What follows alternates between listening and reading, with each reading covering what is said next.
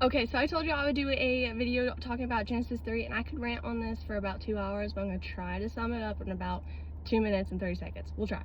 Genesis 3, 1 through 4, it is a conversation between the serpent and Eve, and this conversation is where Satan is trying to get Eve to eat the fruit and to give into temptation. He asks kind of a silly question, be like, why are you not allowed to eat of the fruit or of any of the trees and any of the fruit? And Eve responds and be like, of course I'm allowed to eat the fruit, I'm just not allowed to eat this one or else I will surely die.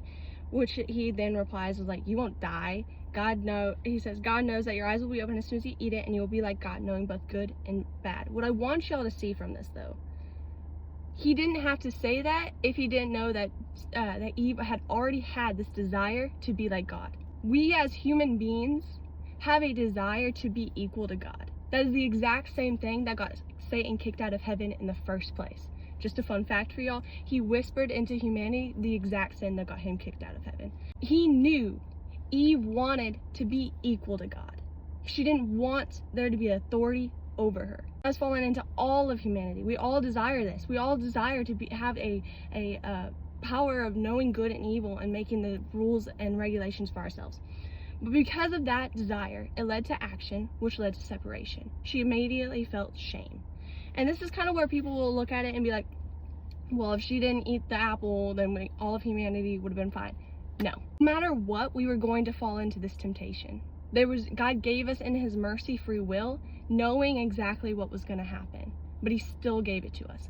And the beautiful part about it was Jesus was always the plan.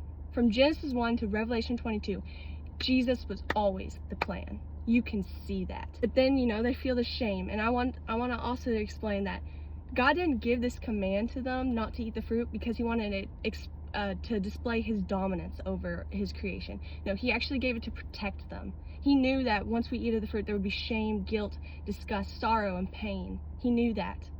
But he still gave us that free will. And so it's just a beautiful thing. But then you see them sin, and you go into the end of chapter 3, and they immediately start to hide. See, shame equals this wanting to hide from God because you knew you messed up. You know you messed up. Shame is not from God. But you see God go into the garden, and he's pursuing them. Which I will also want to just say, like, God's goodness doesn't end where sin begins. It continues. His goodness is good no matter what your life produces. No matter what temptation you fall into. No matter what your desires produce. Just so you know.